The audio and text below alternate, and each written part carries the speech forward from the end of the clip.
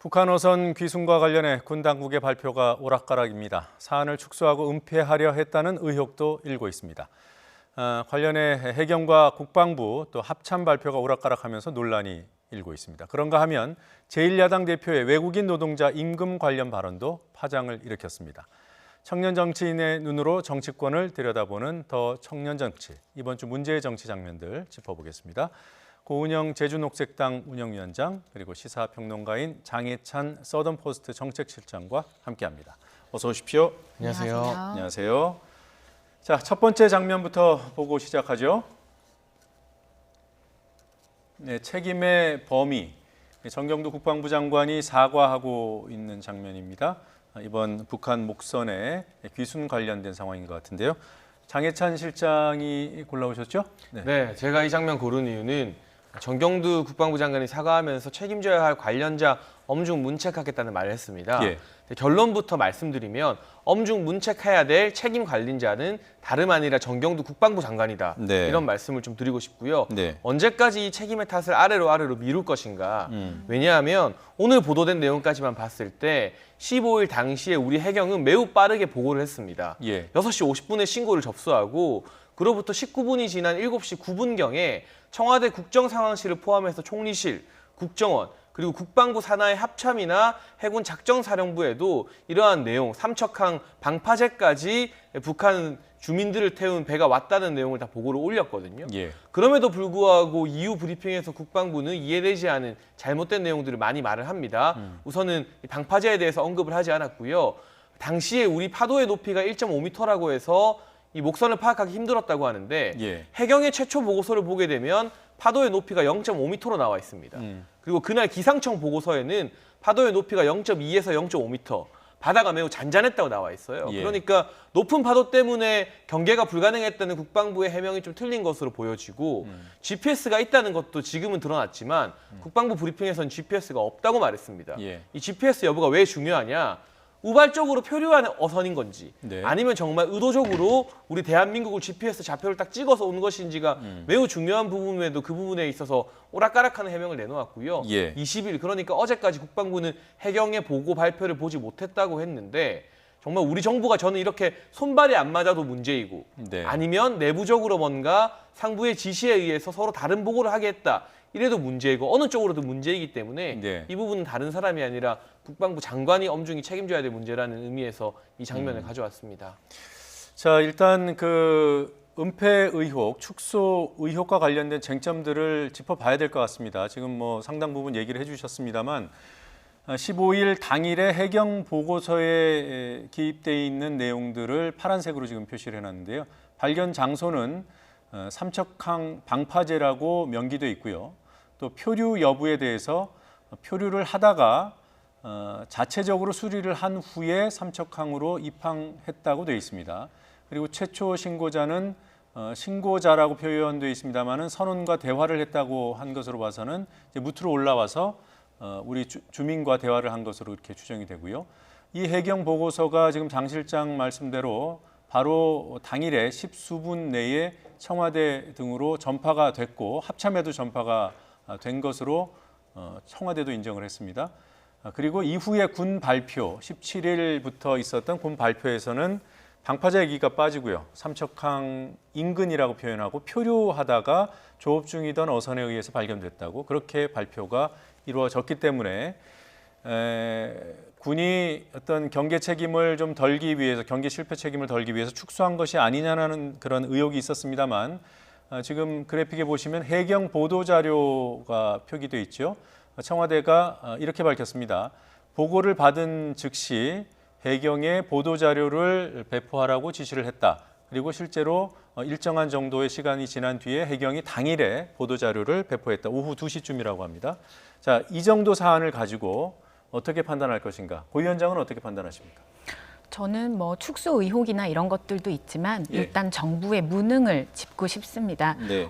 군이 정경두 장관 자체가 책임을 져야 한다 말씀하셨는데 그 책임의 범위 청와대로 넓혀야 된다고 생각을 합니다. 매뉴얼에 따라서 해경에서는 보도자료를 배포하게 청와대에서 지시를 했고 또 이틀 뒤에 군의 발표는 청와대와 협의를 한 내용이라고 했습니다. 네. 이 두 가지를 충돌이 분명히 되는 여러 가지 내용적, 시기적 측면들이 있는데 그렇다면 청와대 그리고 군 어딘가 라인에서 예. 실수가 분명히 있었다. 그리고 협의의 주체가 달랐을 것이다 생각됩니다. 작은 회사에서도 이런 식으로 라인 꼬이게 일은 하지 않습니다. 때문에 저는 어디에서 축소시켰나, 누가 그 담당자였고 어느 라인에서 꼬였나에 대해서 네. 국회가 정상적으로 가동된 이후 그 부분을 중점적으로 좀 점검을 해야 한다라는 생각이 들고요.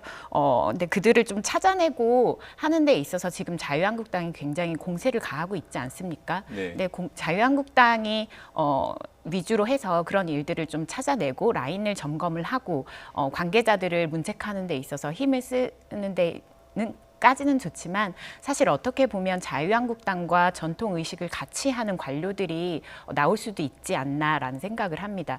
지금 이 시대에서 현장의 시대감은 사실 굉장히 다를 것이라고 생각하고 그런 것들이 해경의 보도자료에 전 담겨 있다고 보는데요. 이 정부에 있어서 국민들이 기대하는 것은 신속하고 빠른 일처리 그리고 투명한 일처리라고 봅니다. 그런 것과 지금 현장의 어떤 시대감 이런 것이 지금의 관료 집단 무조건 정부의 평화 기조, 그것이 평화 기조가 아니더라도 정부의 기조나 북한 문제라면 쉬쉬하는 여러 가지 이런 전통적인 관료 집단과 해서 좀 충돌한 지점들이 이런 걸로 보이지 않나 이런 생각도 좀 해보게 그러니까 됩니다. 이게 무슨 북한에 대한 적대 정책이냐 무슨 우호 정책이냐 그걸 떠나서 군 집단, 군 당국도 이제 관료화돼서 네. 어떤 문제든 축소하려고 하는 그런 관행이 있다. 이걸 짚어주신 거죠? 네, 그런 부분들이 네. 이번에 좀 많이 보여진 것 같습니다. 네.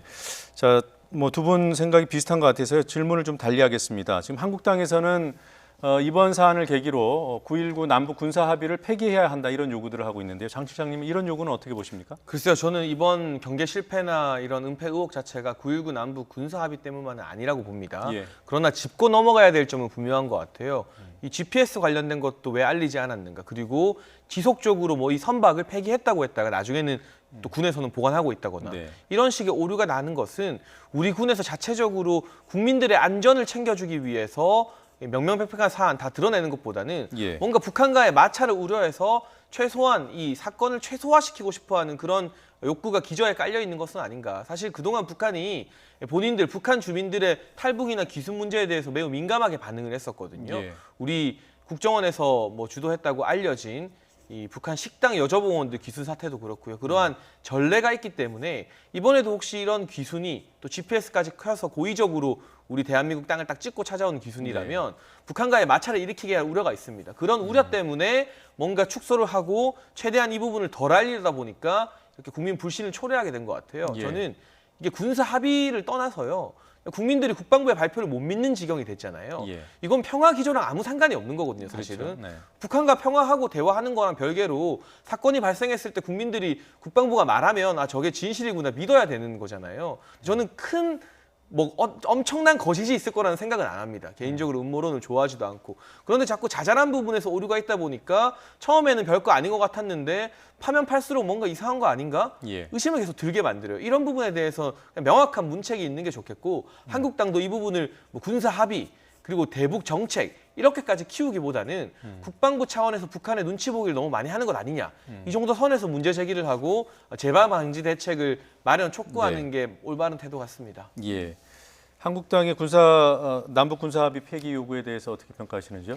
비슷하게 생각을 하는데요. 저는 어떻게 보면 이런 일들이 앞으로 계속해서 발생할 것이다라는 생각을 합니다. 예. 이번 정부 들어서 평화 체계를 구축하는 데 있어서 정권의 기조가 바뀌었잖아요. 하지만 이 부분에 대해서 청와대 내부 관계자 그리고 군, 해경 이런 국가 안보 체계를 담당하는 네. 여러 가지 정부 기관들이 어떤 기조에 일맥상통하는 그런 것들을 실무적으로는 잘 잡지 못하고 있는 것이 아닌가라는 예. 생각이 생각이 들고 그 부분에 대해서는 청와대가 컨트롤 타워로서 명확하게 기조를 계속해서 보여주는 것이 필요하다. 지금처럼 어떤 군의 협의가 다르고 해경의 협의가 다르고 이런 것들이 계속해서 국민들로부터 신뢰를 사지 못하는 그런 태도를 보여주는 거라고 봅니다. 예. 뭐 남북 화해를 요구하고 평화를 바라는 이런 여론들이 뭐 안보가 허술해지거나 또는 기강이 해이해지는 것을 지지하는 것은 결코 아니다. 네, 알겠습니다. 다음 장면 보겠습니다. 기피를 기피하는 법. 고은영 위원장이 골라오셨는데 좀 설명이 필요합니다. 네, 자유한국당이 지금 국회 정상화 목전에 두고 법적 기피를 기피하기 위한 꼼수를 고민하고 있는 듯해서 좀 예. 질타하고 싶어서 좀 들고 왔는데요. 자유한국당 나경원 원내대표가 최근에 한 인터뷰에서 위원장이 상임위 회의를 열어놓고 중단하고 나올 수도 있는 것이 아니냐라는 이야기를 했습니다. 이 부분을 조금 풀어서 말씀을 드리고 싶은데요. 예. 국회법상 위원장이 개회나 의사 진행, 그러니까 상임위 위원장을 말합니다. 이런 것들을 기피하고 거부했을 시에 명백하게 기피했을 시에 다수당 간사의원이 위원장 직무대행을 해서 그 운영을 할 수 있도록 하는 네. 조항이 있습니다. 네. 그러니까 자유한국당이 현재 상임위 위원장이 있는 그 상임위들이 많은데 지금의 다수당인 민주당이 그 부분을 대체해서 국회를 정상화시킬 수도 있다라는 조항인 거죠. 이 부분에 대해서 자유한국당이 위원장이 기피를 하는 것이 아니라 회의를 일단 열어두고 중단을 하고 나올 수도 있다라고 하는 그런 꼼수를 얘기를 한 겁니다. 이거를 보고 사실 든 생각이 있는데요. 국어사전을 조금 찾아봤습니다. 예. 이를 회방하거나 망치는 짓을 속되게 이르는 말, 깽판을 놓다. 라는 표현이 나오는데요. 전 자유한국당이 공공연하게 이렇게 깽판을 놓는 방법들에 대해서 부끄러운 줄도 모르고 인터뷰를 하고 있는 이 행태를 조금 엄중히 묻고자 좀 가져와 예, 봤고요. 알겠습니다. 네, 그리고 제가 많은 청년들과 함께 수년째 정당 활동을 하고 있습니다. 세세한 부분까지 굉장히 격론을 벌이지만 항상 합의의 방향은 같습니다. 일이 되게 하는 방향으로 토론을 하자, 격론을 벌이자라고 이야기를 합니다. 그런데 지금 자유한국당이 보이고 있는 전반적인 관점과 태도는 일을 되게 하는 협상이 아니라 일을 되지 않게 하는 방법적인 것을 계속 제안하고 꼼수를 부리고 계시는 것 같습니다.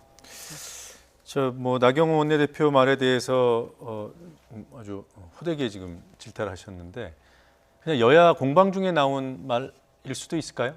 그런데요, 저는 이런 이야기 드리고 싶습니다. 지난 9년의 보수 정권 동안 지금의 여당인 민주당이 7번의 장애투쟁을 했어요. 예. 지금 83일째 국회 파행인데 민주당 같은 경우는 미디어법 국면에서 100일 넘게 국회를 비운 적도 있습니다. 그러한 국면에서도 당시의 여당이었던 새누리당 또 한나라당은 상임위 위원장 우리가 받아서 하겠다는 식으로까지 나오진 않았어요. 이거는 국회 법에는 명문화가 되어 있죠. 뭐 4분의 예. 1 이상이 동의하면 상임위 개최할 수 있고 위원장이 제대로 직무를 수행하지 않으면 위원장 대행 체제로 가동될 수 있다. 국회법에 나와 있지만 예. 지난 9년의 보수 정권에서도 이 야당목의 상임위 위원장 자리를 건드리면서 억지로 개최하고 회의를 하겠다. 그러니까 국회로 돌아오라는 겁박은 하지 않았습니다. 그런 케이스 있습니까? 없습니다. 그런데도 이렇게 공공연하게 협상이 아니라 겁박을 하는 건 제1야당을 국정의 파트너로 인정하지 않겠다는 거거든요. 지금 국회 파행 사태가 일어난 원인은 패스트트랙 국면에서 제1야당의 목소리가 철저히 외면당했기 때문입니다. 거기에 대한 공과는 국민들이 판단하시겠지만 문제가 이 국정 파트너로 인정받지 못했다는 기분 때문에 이 문제가 발생했는데 예. 해결책은 그럼 이제 협상을 해보자가 아니라 협상하는 와중에 계속 사이드로 우리는 당신들을 국정 파트너로 인정 못하겠다. 야당목 상임위원장 필요 없다. 안 오면 우리가 바로 대행 체제로 돌입하겠다. 이런 식으로 가고 있고 문희상 의장 같은 경우도 패스트트랙에서 일방적으로 여야 사당 편을 들어주더니 이제는 24일까지 합의가 완료되지 않으면 시정연설 일정 잡겠다고 하거든요. 그러니까 추경안에 드라이브를 걸겠다는 겁니다. 예. 이런 상황은 자유한국당을 계속 궁지로 벼랑 끝으로 몰아서 더 강성투쟁을 하게 만드는 일밖에 안 된다. 이게 과연 국회 정상화를 위해서 올바른 방향인지 좀 묻고 싶습니다. 여야가 아무리 대체해도 그 상대당이 상임위원장을 갖고 있는 경우에 이게 국회법에 아무리 규정이 돼 있어도 그 대체를 하지 않는다. 그런 이제 일종의 관행인 거죠, 그렇죠? 그렇죠. 네. 그런 것까지 깨면서까지 국회를 운영시켜야 된다고 보십니까? 과거에 지금과 같은 국회 중단, 제가 늘 이야기하지만 국가 비상사태, 이런 사태가 있었을 때 정권이 다르다고 정권이 다르다고 이런 것들이 지금 그 부분을 짚어주셨는데요. 과거에 그랬기 때문에 지금 이 부분이 협박이다, 겁박이다 말씀하고 계시는데 저는 과거에도 잘못됐고 지금도 잘못된 것이다. 앞으로 지금부터 자유한국당의 이런 행태 짚지 않으면 끊임없이 이런 일이 일어날 것이다. 그리고 지금 촛불 통해서 대통령을 바꾼 시대 아닙니까? 의회 해산제도 없어서 애석하게도 의회는 해산시키지 못했지만 지금 이 시대에서 자유한국당이 벌이고 있는 일은 오히려 국민의 대의기관을 중지시켜 놓고 국민의 어떤 추경이라든지 이런 부분을 붙잡고 저는 이게 오히려 지금 겁박을 하고 협박을 하는 멘트들이었다 이렇게 생각을 합니다. 자, 그러니까 관행이 좀 바뀌었으면 좋겠다는 의견 같아요. 어떻게 들으셨습니까? 저도 개인적으로는 한국당이 국회 복귀해서 일하면서 싸웠으면 좋겠거든요. 예. 여러 번 밝혔지만. 근데 왜 본인들이 야당일 때는 안 바꿨던 관행, 존중받았던 관행을 이제 여당이 되었다고, 집권당이 되었다고 일방적으로 바꾸려고 하는지, 그러면 야당 입장에서는 순순히 듣기가 참 힘든 부분이잖아요. 그 부분을 지적하는 것이고, 사실 저는 이 국회 정상화 협상 막바지에 왔다고 판단했거든요. 이번 예. 주말이 마지노선인 것 같고, 나머지 부분 뭐 패스트트랙 법안 합의문 문구는 이미 끝났다고 오신환 원내대표가 말했잖아요. 예. 그럼 경제 청문회냐 경제 토론회냐 그 부분인데 청와대에서 오늘 정책실장 바꾸긴 했지만 수용할 수 있다 조건부 수용 의사를 어제 밝히기도 했고 예. 여기에 대해서 조금 남았을 뿐입니다. 이제 8분 응선을 넘었다고 봐요. 그런데 굳이 이렇게 감정의 골을 깊게 만들 수 있는 예. 신경을 자극하고 저는 실효성이 없다고 보거든요. 야당이 예결위 동참하지 않는데 일방적으로 추경안 통과시킬 수 없을 겁니다. 그러니까 실효성이 없는 감정적인 대책으로 뭔가 여론을 위한 여론에게 우린 이렇게 일하고 있어요를 보여주기 위한 이런 발언을 할 시간에 한 번이라도 더 야당을 찾아가고 한 번이라도 더 예. 청와대를 설득해서 협상안을 만드는 데 신경을 썼으면 좋겠다는 예. 현실적인 차원의 바람입니다. 여야 합의가 이루어지면 이런 토론들이 어떻게 보면 좀 무의미해지겠지만 그렇지 않으면 실제로 국회에 들어오지 않는 정당의 상임위원장 자리를 다른 정당의 간사가 대체하는 일이 있을지 그리고 그런 시도가 있었을 때 그 해당 정당은 뭐 밝힌 대로 회의 열어놓고 뒤로 빠지는 그런 일종의 전술을 또 펼 수 있을지 좀 지켜보겠습니다. 그런 상황을 좀 안 봤으면 좋겠는데요. 이와 관련해서 앞으로 국회 정상화 여부에 대한 그런 전망이 담긴 장 실장의 장면 픽이 있습니다. 보시겠습니다. 네, 자 정상화 김과 홍에 달렸다. 조금 전에 얘기한 이제 청와대도 정책실장, 했죠. 청와대 정책실장 등의 참석, 출석의 조건부로 동의할 수 있다 이런 입장이잖아요. 근데 아까 얘기한 대로 김수현 청와대 정책실장이 이제 김상조 정책실장으로 바뀌었습니다. 누가 나가야 됩니까? 근데 사실 한국당 입장에서는요. 네. 김상조 실장 나온다고 하면 더 좋아할 겁니다. 아 그래요? 왜냐하면 공정거래위원장 하시면서 했던 여러 발언들에 대해 공격할 포인트들이 많기 때문에 예. 저는 사실 뭐 바뀐 사람이 나오느냐 이전 사람이 나오느냐보다 지금의 책임자가 나오는 게 맞다고 보고요. 청와대에서 어제 무슨 이야기를 했냐면 국회가 정상화되어서 의사 일정을 진행하는 도중에 필요하다면 경제토론회 개최하시고 여야 합의가 되면 기재부총리나 정책실장 내보낼 수 있다. 여야 합의를 따를 것이다라는 조건부 수용 의사를 밝혔습니다. 예. 한국당에서는 날짜를 못 박아달라고 요청하면 될 것 같아요. 일단 국회로 복귀했는데 차일피일 이러한 경제토론회가 미뤄질 수도 있잖아요. 예. 그때 가서 청와대가 말을 바꾸지 않는다는 보장도 없고 그러니까 이 경제토론회를 열고 정책실장과 기재부총리가 참석한다는 날짜만 못 박아준다면 예. 그게 다음 주 월요일이든 수요일이든 금요일이든 중요하지 않고요. 네. 그러면 한국당도 무조건 국회 복귀하겠다. 복귀하지 않을 명분이 저는 사실 이제는 거의 없어졌다고 보거든요. 네. 청와대 차원에서도 어제 한 말이 있으니만큼 거기에 대해서는 날짜 잡아주는 게 그렇게 어려울까라는 생각 안 듭니다. 그렇기 때문에 이것을 매개로 해서 하루빨리 좀 국회 정상화가 됐으면 좋겠습니다.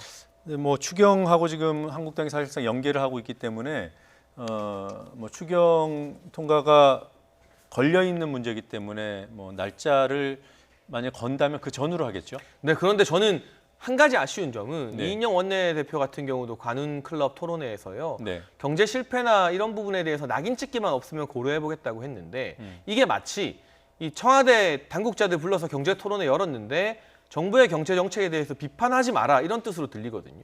근데 토론회에서 어떻게 비판을 안 할 수 있겠습니까? 그런 부분에 대해서는 이름을 청문회에서 토론회로 바꾸건 원탁회의로 바꾸건 문제가 없지만 내부의 어떤 발언에 대해서 야당이 이를테면 소득주도 성장이나 경제정책 비판한다고 해서 이거 우리가 못 받겠다 하면 그게 어떻게 토론회겠습니까? 토론회가 열렸는데 그런 발언을 제지 못하겠죠. 네, 토론회가 그런 열리면. 부분에 대해서는 정부 여당도 우리도 한번 귀를 기울여 보겠다. 마음의 문을 좀 열고 임했으면 좋겠습니다. 자, 이런 구도 어떻게 보세요? 그러니까 뭐 경제청문회든 뭐 토론회든 그게 조건이 한국당은 아니라고 하지만 이제 실질적으로 조건으로 엮여 있고요. 또 네. 거기에 민주당과 청와대도 반응을 내놨습니다. 네. 이런 상황을 전반적으로 어떻게 보시는지요?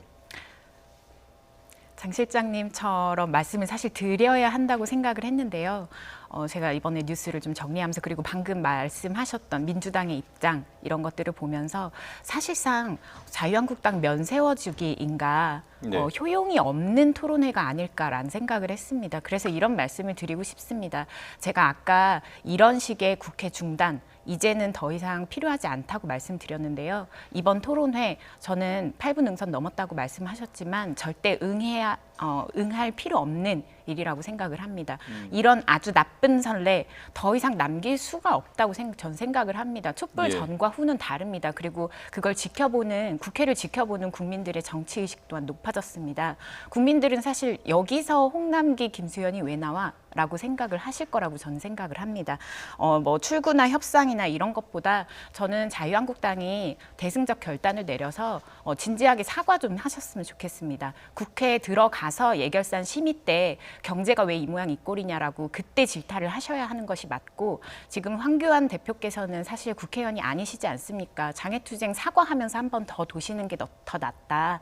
그게 국민들이 오히려 지역에 아직 기반 많거든요. 그게 오히려 국민들이 더 받아주실 수 있는 상황이실 거다라고 좀 말씀을 꼭 드려야겠다고 생각했습니다. 예, 지금 들어보면은 원론적으로 그 경제청문회든 토론이든 필요가 없다는 입장이시고 그건 뭐 정치적으로 상대당을 면세워주는 조치라고 생각하시는 것 같고 장 실장은 그럼에도 불구하고 그런 과정을 통해서 여야가 합의해 나가는 그런 모습이 필요하다 이렇게 보시는 거죠. 네, 그리고 더군다나 김상조 실장이 임명됐기 때문에 더더욱 경제 정책에 대해서 한번 토론해 볼 필요가 있을 것 같아요. 필요성도 있다. 네. 네, 알겠습니다.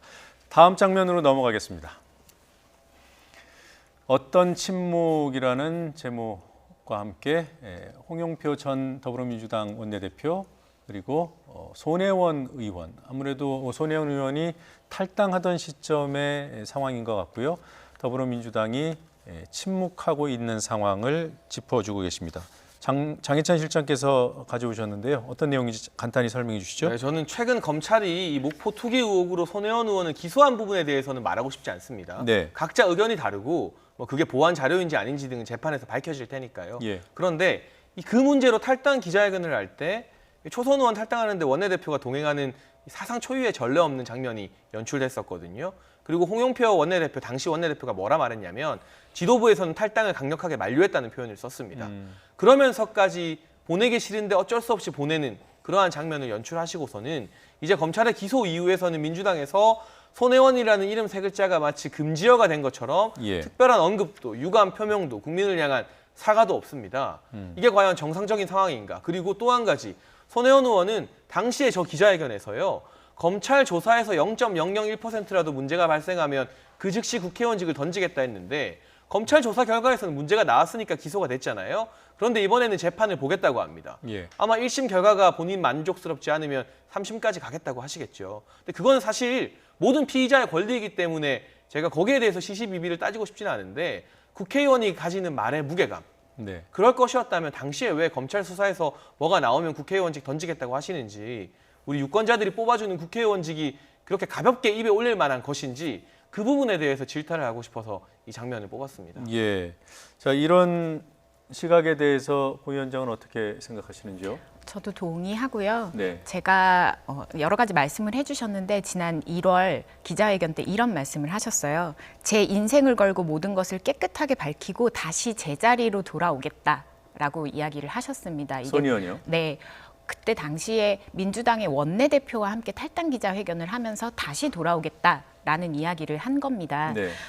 지금 주민들에게 지지를 얻는 그래서 국회의원이 된 정치인으로서 그리고 그 정치인을 공천을 주고 후보를 세웠던 정당 그리고 함께 기자회견을 하면서 다시 제자리로 돌아오겠다라고 하는 것은 사실 어떻게 보면 지역구 주민들에 대한 저는 돌아오겠다라는 약속이었다라는 생각도 합니다. 근데 그 약속 지금 민주당에서 이 사태에 대해서 함구하면서 침묵을 지키고 있고 사실 지난달이었습니다. 벌써 지난달에 지역당의 위원장을 직원을 새로 선출을 하는 공모에 이미 이 지역구가 포함이 되어 있었습니다.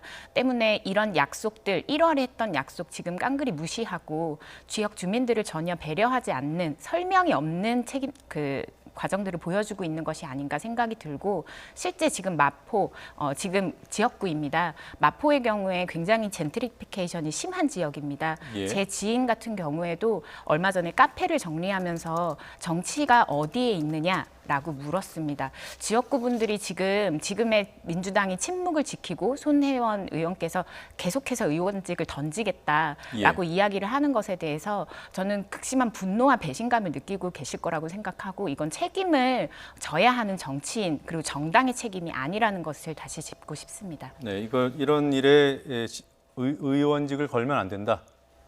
근데 보통 어떤 비리 혐의를 받는 사람들은 직을 걸라는 요구를 받지 않습니까? 네, 잘못된 의사 결정 그리고 자격 없음, 그러니까 무능력 이런 부분들에 대해서 정치인뿐 아니라 뭐 기업의 CEO 굉장히 많은 사람들이 직을 내려놓는 그래서 사후 책임을 지는 선택들을 많이 합니다. 요구들도 예. 많이 받죠. 근데 사후 책임 이 부분 당당히 질 것이라고 이렇게 얘기하면서 사전에 마땅히 책임져야 할 지금 총선까지 시간이 남았습니다. 예. 사전에 마땅히 책임졌어야 할 그런 의정 활동이나 하는 부분에 대해서 많이 간과하고 있다. 그리고 저는 관점과 태도가 항상 우리가 막말을 이야기하면서 좀 문제시되고 있다고 생각을 하는데요. 네. 내려놓겠다와 내던지겠다는 다릅니다. 손혜원 의원 공공연하게 대통령 만들기 위해서 국회의원이 됐다라고 얘기를 많이 하시는데요. 뭐 일은 열심히 하신 것으로 압니다만 애초에 대통령 만들려고 국회의원 했다는 이런 정치인의 한계가 예. 아닌가. 국회의원으로서 자기 비전, 목표, 진정성, 책임 이런 것들이 좀 결여된 이런 행보를 좀 보이고 있다고 생각합니다. 네, 직을 내 던지는 것과 내려놓는 것의 차이 좀 곱씹게 됩니다. 자, 다음 장면으로 넘어가겠습니다. 자, 황교안 대표의 모습인데요. 고은영 위원장이 골라온 장면이군요. 네, 좀 많이 논란이 됐습니다. 지금 외국인 근로자가 국민들과 똑같은 임금을 받는 것이 불공정하다라고 이 얘기를 한 다음에 문제가 발생을 하자 최저임금 부작용 얘기를 한 거였다라고 얘기를 했는데요. 예. 경제도 모르고 농업도 모르고 지역도 모르고 굴뚝산업도 모르고 소상공인도 모르는 굉장히 지금 외국인 근로자들이 사회에서 얼마나 역할을 하는지에 대해서 전혀 인지하지 못했던 발언이라고 생각하고 또 법무부 장관을 역임했던 분으로서 현행법을 무시한 발언들이었거든요. 예. 그리고 총리 아니었습니까? 네, 이런 부분들이 의심이 될 정도의 발언이었다고 생각합니다. 예, 장 실장도 이 논란 알고 계실 텐데요. 어떻게 네. 평가하십니까? 개인적으로 아쉬움이 느껴졌던 발언이고요. 일단 실정법상 불가능한 부분이고 네. 이렇게 차등 임금을 적용했을 때 국내의 저소득층 근로자들이 오히려 피해를 받을 수 있다. 일자리가 만약에 최저임금이 더 외국인 근로자들에게 싸진다면 네. 기업주들 입장에서는 그 사람들 먼저 쓰지 않겠습니까? 네. 국내 노동자들을 차별하는 그런 정책이 될 수 있다는 점에서 좀 아쉽지만 그런데 한 가지 우리가 곱씹어봐야 될 건 이게 당론이나 공약은 또 아니에요. 예. 사실 정치인이 지금 산적한 문제에 대해서 대안을 제시하고 문제를 제시하는 것 그로 인해서 한번 사회의 집중, 관심을 환기시킬 수 있거든요. 최저임금 제도 2년간의 급등으로 인해서 너무나 많은 부작용을 야기했다는 게 자유한국당뿐만 아니라 많은 현장에 나가 있는 제조업 관련자들 또 자영업자들의 공통된 입장인 것 같고 거기에 대해서 문제 제기를 한 겁니다. 다른 목소리가 들리게 되면 수정하고 개선하게 되겠죠. 네. 그 과정을 통해서 당론이란 게 만들어지고 공약이 만들어지는 것이기 때문에 이 자체가 한국당의 어떤 최종적인 입장은 아니다. 저는 그렇게 판단을 하고 있고요. 네. 야당의 당대표 입장에서 최저임금 이제 내년도도 어떻게 결정될지 아직 모릅니다. 네. 그 부분에 대해서 강력하게 문제 제기를 하기 위한 어떤 일환이었다. 이 정도로 선회해주고 싶습니다. 하나 좀 여쭤보고 싶은 게 최저임금 부작용하고 외국인 노동자 임금 낮춰야 된다는 거하고 어떤 점에서 연결이 되죠? 이를테면 이 자리에서 네. 주로 이제 제조업이나 자영업자들이 있는 간담회였다고 하더라고요. 급등한 최저임금 때문에 인건비 부담이 늘어났잖아요. 네. 근데 제조업체 같은 경우는 우리 고 위원장님도 말씀하셨지만 외국인 근로자들을 많이 채용하고 있잖아요. 예. 외국인 근로자들의 최저임금 적용선이 좀 낮아지게 된다면 이 지방에 있는 제조업이나 공장의 어떤 인건비 부담도 줄어들 수 있기 때문에 그런 차원에서 한번 이게 부작용을 완화하는 대안이 되지 않을까 던져본 것 같은데 저는 이 대안 자체에는 동의를 하지 않지만 어쨌든 정치인이 현장을 돌면서 자영업자나 이 제조업주들의 이야기를 경청하고 뭔가 관심을 환기시킬 수 있는 아젠다를 계속해서 생산해낸다는 것, 그 자체는 우리가 무조건 비판할 만한 대목은 또 아니지 않나 하는 생각이 듭니다. 예, 고 위원장 말씀 간단하게 듣고 오늘 순서 정리하겠습니다. 네, 저는 지금 자유한국당에서 경제대전환위원회도 만드셨죠. 경제대전환을 이야기하는 데 있어서 정부의 정책을 충분히 비판할 수 있습니다. 하지만 그 방향에 대해서 다른 약자를 공격하는 데 사용이 된다면 저는 그게 혐오 정치이고 우리 사회가 더 나아가기 위한 정치가 아니라 누군가를 공격하면서 그러니까 다른 약자들을 공격하면서 발생할 수 있는 그런 아주 나쁜 정치, 그 예를 너무나 명백하게 좀 들어주신 것 같고요. 이렇게 현행법을 위반할 정도의 차별 발언, 사실 자유한국당 내부에서 비판을 충분히 받아야 되는 부분이기 때문에 저는 자유한국당 내부의 그런 자정적인 목소리도 다시 좀 기대를 해봅니다. 네, 지금 두 분 다 현행법을 위반했다는 말씀을 해주셔서 간단하게 어떤 부분인지만 짚어보고 정리하겠습니다. 일단 근로기준법에 규정돼 있는 내용은 국적 등에 따른 근로조건 차별 금지 제6조에 규정돼 있고요. 그다음에 외국인 근로자의 고용 등에 관한 법률 22조에도 차별 처우를 금지하고 있습니다. 이거 이외에 국제노동기구 협약 제111호에도 차별을 금지하고 있는데 지금 이 국제협약은 국내법과 동일한 효력을 갖고 있습니다. 자, 오늘 두 분 말씀 여기까지 듣겠습니다. 고맙습니다. 감사합니다.